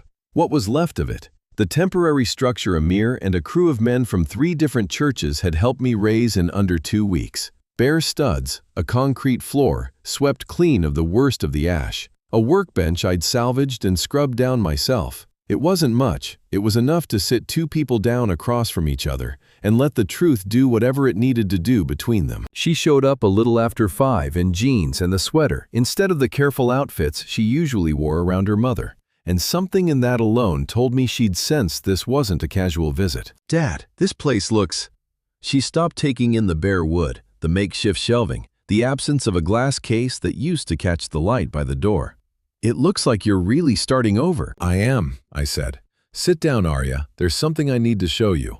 She sat on the stool across from me, the same stool Finn had settled onto uninvited weeks before with his investment pitch, and I found myself thinking for just a moment about how many people had sat in that spot, lying to my face before this conversation finally arrived. I set the lab report on the workbench between us and slid it toward her without a word. I watched her eyes move across the page, watched the exact moment the meaning of the numbers landed her face going through a sequence I recognized because I had gone through a version of it myself 3 days before. Confusion, then disbelief, then something that settled in underneath both of those and stayed. "Where did you get this?" she asked, her voice very small. "Camden ran it." "Your hair." "A coffee cup Flowers left at dinner 2 weeks ago." "You had no right," she started, but the anger in it had no real weight behind it. The kind of anger a person reaches for because it's more familiar than the alternative. "I had every right," I said, keeping my voice level, keeping it steady in a way that cost me more than anything else I'd done in 3 weeks of steadying myself against worse. "A man's got a right to know who's been circling his family and for how long and why." She was quiet a long time, staring at the number on the page like it might change if she looked at it hard enough. "I've known since I was 18, she finally said. I sat with that a moment. I had suspected it sitting in that coffee shop with Riley 3 days before, turning the word sweetheart over and over in my mind. But hearing it confirmed out of Arya's own mouth was a different kind of blow than the suspicion had been. The way a nail going in is different from watching somebody sharpen the hammer. 14 years, I said. You've known 14 years. Mom told me the night before I left for college. She said tears starting now, though I noticed in some cold accounting part of my mind, I did not much like discovering in myself that they were not the tears of someone confessing, so much as the tears of someone finally being caught. She said I deserved to know before I went off into the world calling myself a Webster. Said Alistair had always wanted to tell me himself, but she'd made him wait. Made him watch from a distance my whole childhood, because it was safer that way, better for everyone. Less messy. Less messy, I repeated. I didn't know what to do with it, Dad. I swear I didn't. You'd already given me your name. You'd already walked me down the aisle. What was I supposed to do? Stand up at Thanksgiving and announce it? You could have told me, I said. Any single day in 14 years, you could have told me. And then what she said, some real fire coming into her voice now, the practiced tears drying up fast behind it. Then you leave, Mom. Then everything falls apart. Then I lose the only father who ever actually showed up for anything, over a mistake that happened before I was even born. I sat there absorbing that, and something occurred to me that I hadn't let myself consider before that moment. "You called him Alistair just now," I said. "Not Dad. Not even Dr. Flowers." "Alistair." She flinched at that, small but visible the way you flinch when somebody points at exactly the loose thread you'd been hoping nobody would notice. "I don't know what to call him," she said. "I've never known what to call him. He's not my father, not the way you're my father. He's just a fact about me I never asked to have." I have thought about that argument many times since turning it over the way I turn over a piece of hide, looking for the flaw. And I have never once found it to be anything other than what it plainly was: the reasoning of somebody protecting her own comfort dressed up as protecting mine. "I want to believe you didn't know what he was planning," I said. "I want to believe 14 years of silence was cowardice and not cruelty. But I need you to tell me the truth right now. Arya and I need you to understand that whatever you say next, I am going to know if you're lying to me, because I have gotten very, very good at knowing that lately." She looked at me, and for the first time since she'd walked into that half-built shop, she looked like the 5-year-old I'd lifted onto my shoulders at a parade 30 years ago. Small and frightened and out of moves. "I didn't know about the fire," she whispered. "I swear to you, Dad, I didn't know about that. I found out after. I confronted him. I screamed at him. I told him he'd gone too far, and he just looked at me like I was being dramatic. Like burning down a building was a reasonable business decision. He didn't owe me an explanation for." The room went very quiet. Somewhere outside, a car passed on Greenwood Avenue, its headlights sweeping briefly across the bare studs of the wall behind her. And I sat there with a lab report between us and 31 years of fatherhood curdling slowly into something I didn't have a name for yet. "Do you know what he did before the fire?" I asked. "Do you know what he was planning to do to me once the guardianship went through?" She shook her head, but something in the shake was too slow, too careful, the motion of somebody deciding how much of an answer they were actually willing to give. "Arya," I said, and I let every year of quiet patience I had built this family on come through in that one word.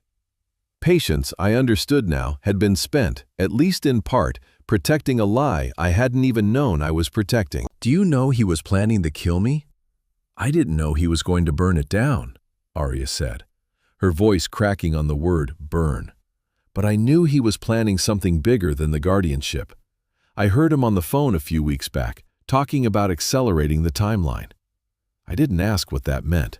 I told myself I didn't want to know, which I understand now is its own kind of answer." Her hands were shaking against the workbench, the same tremor I'd spent weeks disguising in my own. And for a moment, the resemblance between us, a resemblance I'd never once questioned in 30 years of raising her, struck me as almost cruel in its ordinariness. "We shake the same way when we're frightened. It doesn't mean what I always assumed it meant." I sat with that a long while, watching her across the workbench, and I did not raise my voice, though I wanted to, though some old animal part of me wanted to overturn that bench and every stool in the shop. I have built a life out of not doing the thing I want to do in the moment it wants doing, and I was not about to abandon 52 years of that discipline in a half-finished workshop with my own daughter sitting across from me. "I need you to leave now," I told her. "Not because I hate you, because I need time to figure out what I'm even looking at. Sitting here across from you, and I can't do that with you watching my face while I try." She left without arguing, which told me something too, and I did not hear from her again for 4 days. She came back on a Thursday evening, letting herself in through the side door the way she'd done since she was a teenager, before I'd had the chance to consider whether I wanted her walking through my doors that easily anymore. She was carrying her phone in both hands, held out in front of her, the way you'd carry something you were afraid might go off. "I have something," she said. "I don't know if it helps. I don't know if anything helps at this point, but I need you to hear it." She set the phone on the workbench and played it. It was a recording poor quality, clearly made from inside a pocket or a bag, but the voice on it was unmistakably Flowers, and the words were clear enough to leave no room for interpretation. He was talking to someone about the final dosage adjustment, about how the fire had accelerated things nicely. Said it in that exact phrase, accelerated things nicely, like a building burning to the ground was a line item on a project timeline that had come in ahead of schedule. He talked about the hearing date set for 3 weeks out. He talked about what would happen to me once the conservatorship was finalized. Medications he intended to increase. A private facility 2 counties over he already had arranged. One with a director he described chillingly as understanding, by which he plainly meant compensated.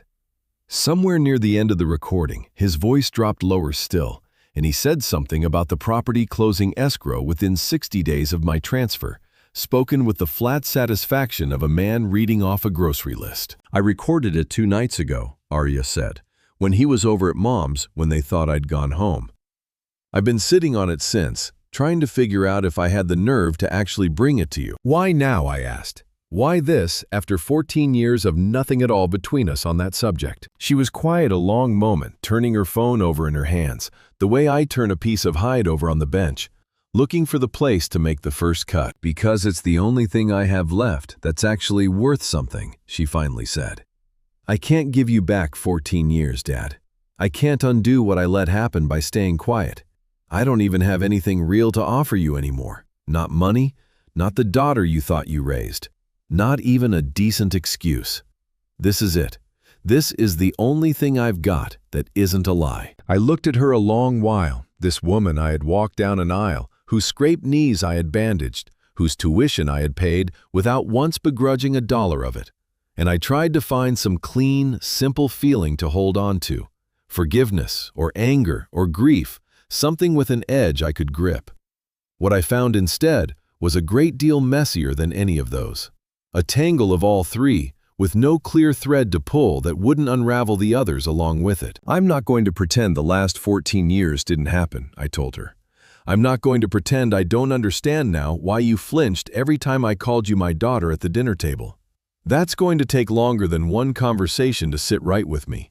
Maybe longer than I've got left." "I understand," she said, and I believe for the first time that evening that she actually did.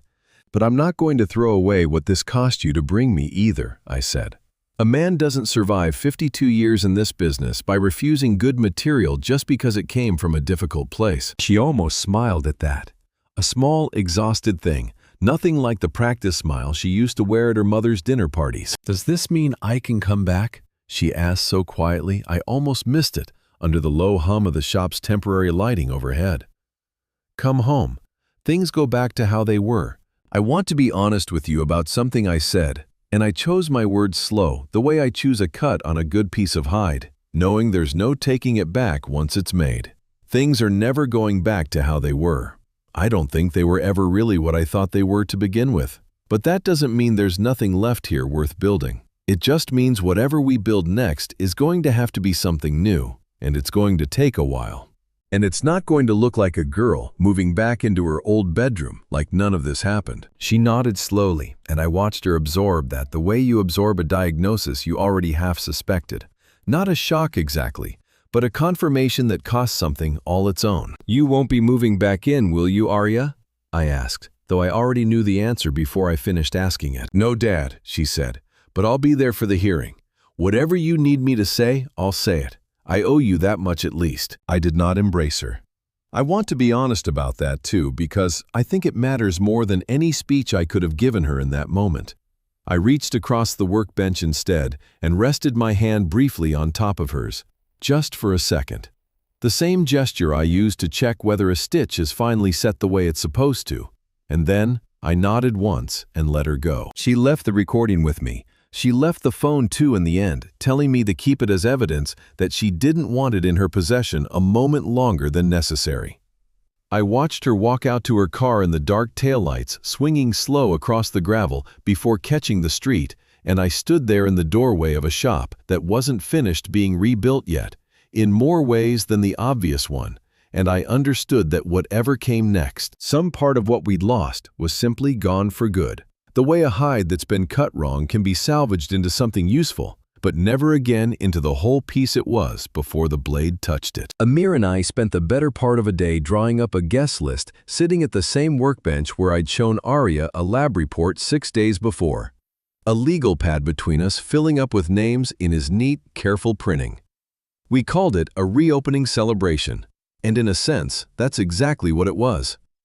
The temporary shop had reached a point where the walls were finished, the shelves were stocked, and there was cause enough to mark the occasion without anybody outside the family needing to know the rest of what I had planned for that evening. "Invite the whole block," I told him, "the chamber people, that reporter from the Beacon who did the piece on the district centennial last year, the city council member from this ward if he'll come, and make sure a formal invitation goes to Serena, to Aria, to Finn, and flowers." Amir looked up from the legal pad at that last name, his pen stopping mid-stroke. "You want him there," he said. "In the room, Jeff, not just circling it from a distance anymore." "I want him standing exactly where he thinks he's won," I said. "A man doesn't come easy to a place he suspects is a trap. He comes easy to a party thrown in his own honor." Amir set his pen down and looked at me a long moment, the way he used to look at a piece of hide before he'd tell me whether it was worth the price a supplier was asking. "You understand there's no walking this back once the invitations go out," he said. "Once he's in that room once, whatever you're planning starts. There's no version of this where it ends quiet." "I don't want it to end quiet," I told him. "I've spent 3 weeks being quiet. Quiet is how they nearly buried me." We spent the rest of that afternoon working out the mechanics of it, where the folding chairs would go, where Camden would set up with his equipment, where Riley would be seated close enough to the front that she could stand and be heard without having to push through a crowd. It felt in an odd way like planning a wedding, if a wedding's only purpose was to end with certain guests in handcuffs instead of rice thrown at a departing car. Finn showed up unannounced the next evening, while Amir and I were still hauling folding chairs in from his truck. He looked terrible, hollow around the eyes, his shirt untucked on one side, the particular unraveled look of a man who has not slept properly in longer than he'd like to admit. "Pop," he said, and his voice cracked on the word in a way I hadn't heard from him before, not even at his most desperate over the Meridian money. "I need to talk to you. Please, just 5 minutes." I set down the chair I was carrying and gave him those 5 minutes more out of curiosity than mercy, though I suppose the two aren't always as far apart as I like to pretend. "I know what's coming," he said.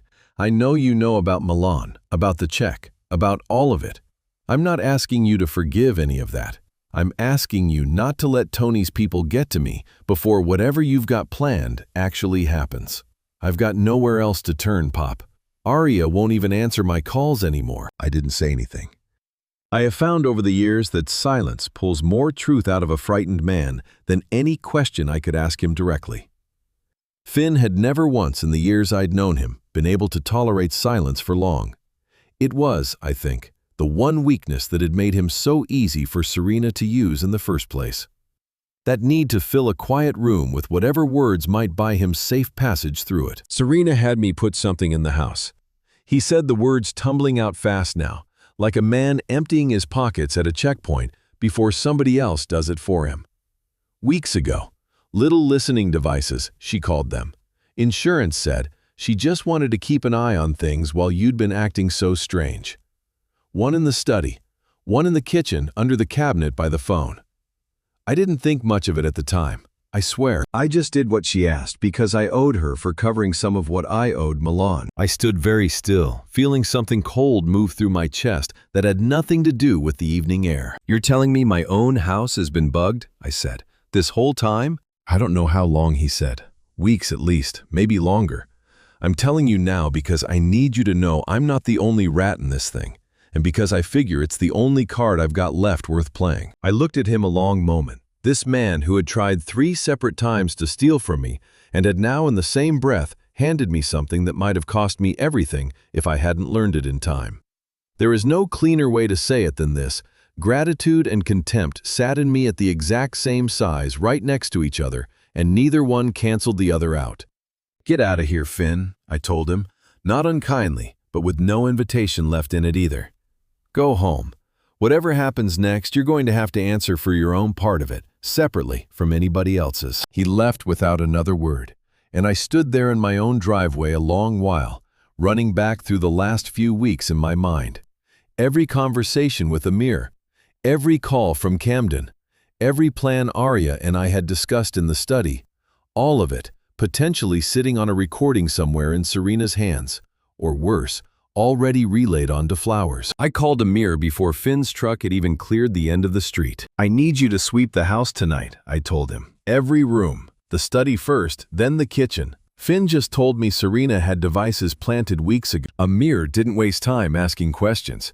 "Give me an hour," he said, and I heard him already moving keys, jangling, a door shutting somewhere on his end of the line. He found 2 of them by midnight, small enough to sit flush against the underside of a cabinet, cheap enough that I understood immediately Serena hadn't wanted to spend real money on something she assumed would never be discovered. One had been tucked behind a stack of cookbooks in the study that hadn't been opened in a decade. The other was pressed into the seam under the kitchen counter, exactly where Finn had said it would be, close enough to the phone that it would have caught every call I'd made from that room for weeks. We didn't remove them. Amir, with a patience I don't think I could have managed myself in that moment, suggested instead that we simply be careful what we said within reach of them from here forward, and use them, if anything, to our own advantage, feeding a little false confidence into the air whenever it suited us. "Better they think you're still in the dark," Amir said, holding the little device up to the light like he was appraising a hide. Man walks into a trap a lot easier when he thinks he's the one who said it. My phone buzzed around 11 that same night.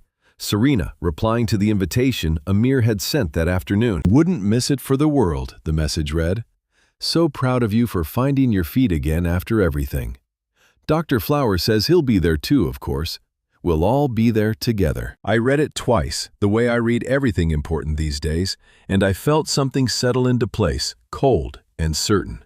The particular calm that comes right before a man commits to a plan he can no longer walk back from.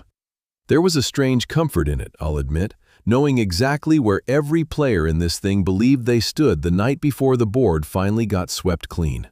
Serena thought she was attending her husband's quiet surrender. Flowers thought he was collecting a debt 15 years in the making. Neither one of them had any earthly idea they were walking into a room I had built, board by board, to hold exactly their weight and no more. "Good," I typed back, and sent it, and set the phone face down on the workbench beside me. By 7 that evening, the lot in front of the shop was full. Folding chairs arranged in loose rows on the gravel. String lights Amir had hung between 2 poles, doing their best to make a half-finished building look like a place worth celebrating. Half the block had turned out. The chamber people in their good blazers, the reporter from the Beacon with a notepad already out, Mike from the hardware store 2 doors down, women from 3 different churches who'd helped haul lumber when the walls went up. Camden stood near the back by a folding table with a laptop and a small projector screen he'd rigged to the side of the building, looking like exactly what he was pretending to be, a friend helping with the slideshow. The evening had that particular gold light Oklahoma gets in early fall, low sun, catching the string lights before they'd earned their keep against the dark. And for a moment, I let myself feel something close to what this was supposed to be, a neighborhood gathering, to mark a building standing back up after every reason to stay down. That feeling didn't last long. It wasn't meant to. Serena arrived in a green dress that had clearly been chosen for a celebration, her arm through Flowers', the 2 of them moving through the crowd with the easy confidence of people who believed they had already won whatever was left to be decided. Finn trailed a few steps behind them, hollow-eyed, saying little, and Arya came separately, alone, standing near the edge of the gathered chairs rather than with her mother. I watched them all arrive from just inside the doorway, and I felt something in my chest settle into the particular stillness a man feels right before he pulls the trigger on a plan he spent weeks building, board by board, exactly like this shop. I walked out when Amir gave me the nod, and the crowd's chatter quieted the way it does when the person everyone came to see finally appears. "Thank you all for coming," I said, my voice carrying easy across the gravel in the evening air. "I know there's been talk around this district lately about my health, about my mind, about whether an old man's finally starting to slip. I want to put some of that talk to rest tonight, and I want to do it with the truth, because that's the only currency I've ever trusted." I nodded to Camden, and the projector screen came to life behind me. The first thing that played was Arya's recording, Flowers' voice filling the evening air, flat and unmistakable, talking about accelerated timelines and dosage adjustments and a facility already arranged 2 counties over. I watched the crowd's faces change in real time. Confusion first, then the particular stillness of people realizing they were listening to something they weren't supposed to hear. "That is Dr. Alistair Flowers," I said, once the recording finished, discussing how to make sure I never leave a psychiatric facility alive. "I have a report here from an independent lab confirming the exact compound he had administered to me for the better part of a month."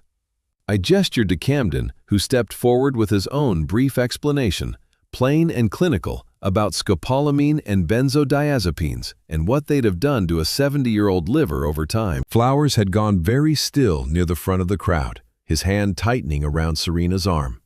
Serena's face had drained of color, though she hadn't yet found the wherewithal to say anything at all. Riley stood up from her chair near the front, exactly where we'd planned for her to sit, and told the crowd in a voice that shook at first and steadied as she went about the pills she'd been ordered to administer, about the threat made against her license if she refused, about the single capsule she'd kept hidden for a month because something in her had refused to believe a doctor could really mean what his instructions implied. I let the crowd sit with that a moment before I went on. "This isn't the first family Dr. Flowers has done this to," I said, and I felt the whole lot go quieter still. A different quality of quiet than before.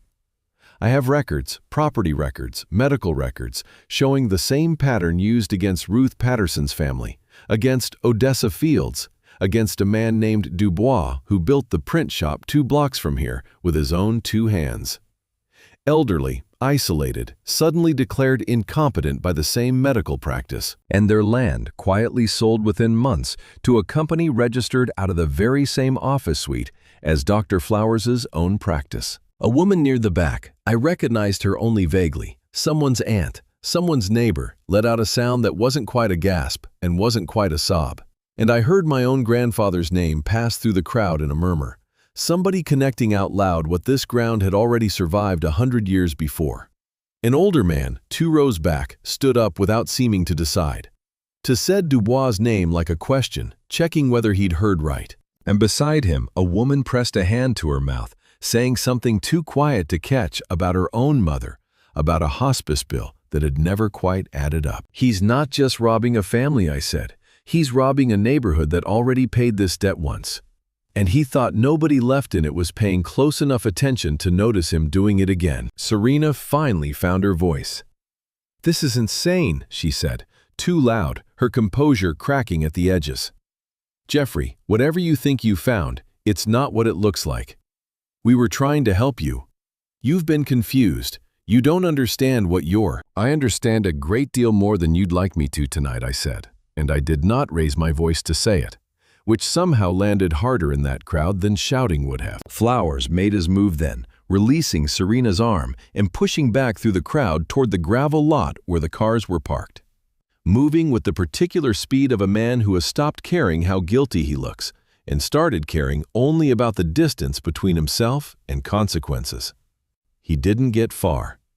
2 officers Amir had arranged to be parked unmarked a block over stepped out from behind the folding chair stacks near the side of the building, and the sight of them stopped Flowers cold in the middle of the gravel. His hands rising halfway, some old instinct even a guilty man can't quite override. "Dr. Alistair Flowers," one of the officers said, "you're under arrest." The crowd went silent in a way I have never heard a crowd go silent before. A stillness with real weight to it. Somewhere past the edge of the lot, crickets kept up their steady sawing, indifferent to what was happening under the string lights. The metal of the cuffs caught the light once as they closed. A small bright click swallowed almost immediately by the quiet. A moth circled one of the bulbs overhead, tracing the same slow orbit again and again. Somebody's folding chair creaked as they shifted their weight, and even that small sound seemed to carry the whole length of the gravel lot. A car door closed somewhere out on the street, ordinary and distant. The world outside this small circle of light, going on exactly as it always had, unbothered. Then the noise came back, all at once, a wave of murmurs and gasps and phone cameras clicking. And Serena started screaming his name, and Finn, standing frozen near the back, this whole time suddenly stepped forward and said loud enough for the officers to hear that he had something to add too. A check, a signature, a man named Milan Whitehead. he'd rather confess to on his own terms than have somebody else drag it out of him later. I watched Serena get led toward the second patrol car, still protesting, still insisting this was all some terrible misunderstanding that her lawyer would clear up by morning. And I felt no triumph in it, the way I'd expected to 3 weeks ago, imagining this exact moment. What I felt instead was closer to the particular emptiness that comes after you finally set down something heavy you've been carrying so long your body forgot what it felt like to walk without the weight of it. I looked for Arya in the scattering crowd, half expecting to find she'd already slipped away, rather than watch what was happening to her mother. She hadn't. She stood at the edge of the gravel lot, arms wrapped around herself against the evening chill, watching the whole thing unfold without moving, without running. The only person in that entire crowd who looked less surprised than devastated by what she was seeing. She caught my eye once, across all that noise and flashing light, and she didn't look away. 3 weeks after the reopening, the district attorney's office called to walk me through the charges, and I sat in my truck in the parking lot afterward for a good 20 minutes before I trusted myself to drive.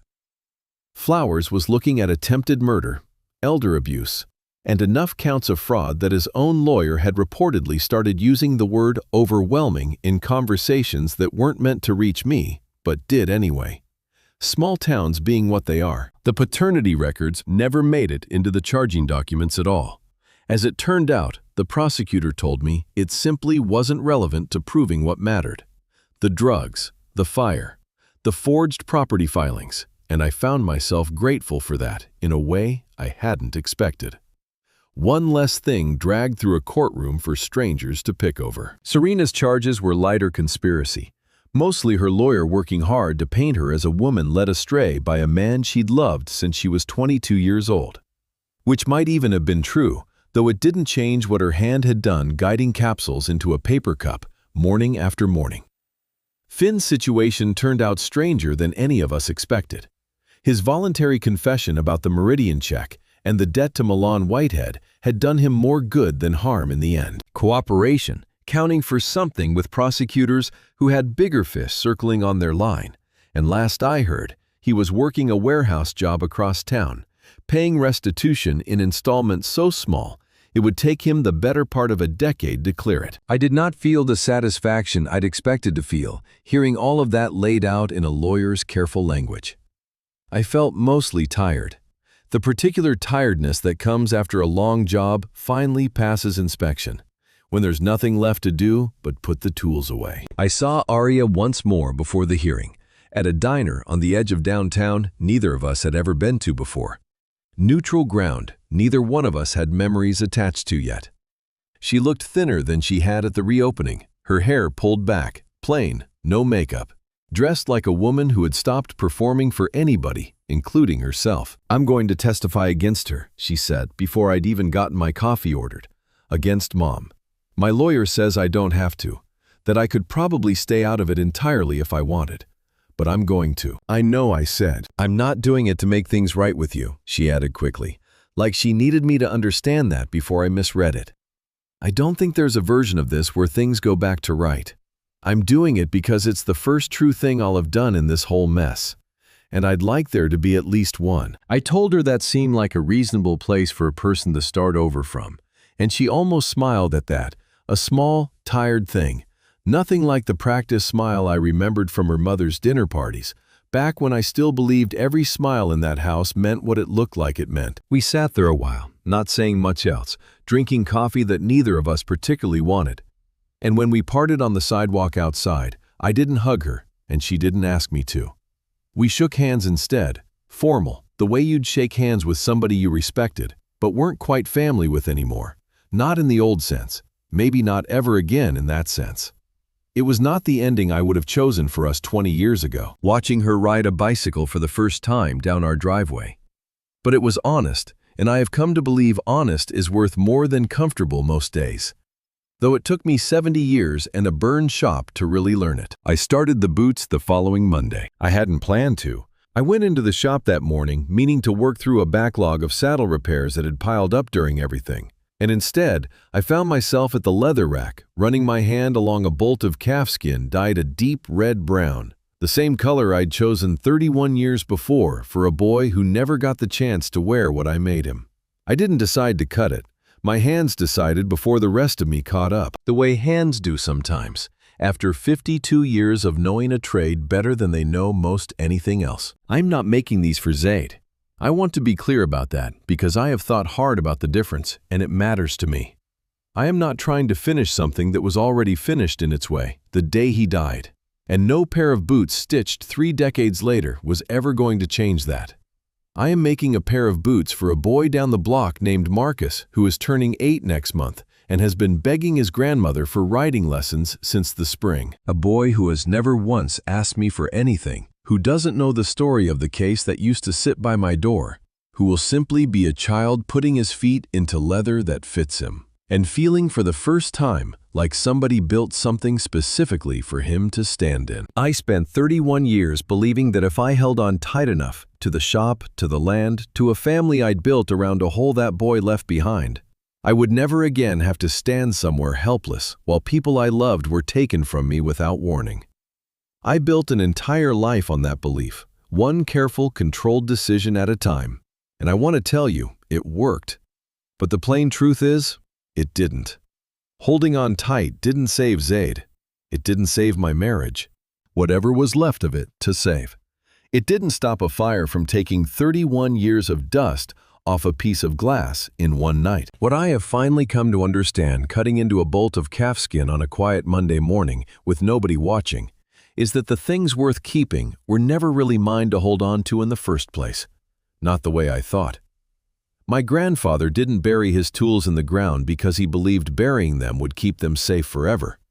He buried them because he trusted that if the ground was going to give anything back at all, it would give it back on its own time, not his. I have spent my whole life mistaking the tightness of my grip for the strength of my love. They are not the same thing. I understand that now at 70, with a stitching awl in one shaking hand and a boy's future boots taking shape under the other. I finished the first boot a little after noon that day and set it on the workbench to admire the way I have admired 10,000 finished pieces before it across 52 years, and my phone buzzed against the wood. A text from Liliana, from the bakery down on Main. "You didn't come by Tuesday for your day-old loaf," it read. "I saved you one anyway. Figured a man rebuilding a shop might need the bread more than the bakery needs the shelf space." I looked at that message a long while, sitting there in a shop, still smelling faintly of sawdust and fresh-cut leather. And something in my chest loosened that had been tight for longer than I could properly account for. "I'll be by tomorrow," I typed back. "Good," she wrote back. "I'll save you 2, just in case 1 isn't enough this time." On a Saturday morning 3 weeks later, a boy stood on the gravel outside my shop, working his heel down into a boot that still smelled of dye and neat's foot oil, his grandmother watching from the truck with her hand pressed flat against her chest. He didn't know why my throat went tight, watching him take his first uncertain steps in leather I'd cut with my own hands. He just grinned up at the sky, stomped once, twice, and asked if he could run in them yet. I told him he could run in them anywhere in this world he wanted. For most of my life, I believed that love and control were the same instrument, that if I gripped tight enough, a shop, a piece of ground, a daughter I never carried but raised anyway, nothing precious would ever slip loose from me again. I built an empire on that belief, and the grip nearly cost me everything it was meant to protect. What I understand now, at 70, with ash still under my fingernails some mornings, is that the things worth keeping were never truly mine to hold on to in the first place. They were only ever mine to tend, the way you tend a fire or a field or a wound, carefully, honestly, and always with an open hand instead of a closed fist. I think God gives some of us our hardest lessons early, gentle in small doses. He gave me mine late, and he gave it to me in fire. I don't say that with bitterness anymore. I say it the way a man says grace before a meal he once thought he'd never get to eat again. Grateful, plain, unhurried. I've come to believe God doesn't measure a man by what he manages to keep. I believe he measures him by what he's willing to let go of, and what he chooses to build again anyway, in God's own good time. If it were you, If somebody you loved stayed silent for 14 years and then finally handed you the one true thing they had left to give, no strings attached, would you take it?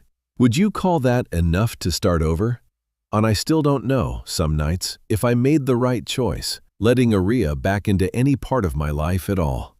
Tell me what you would have done in the comments below. And if this story reminded you that the ground under your own feet is worth more than anybody's price tag, stay close. There are more stories like this one still to come.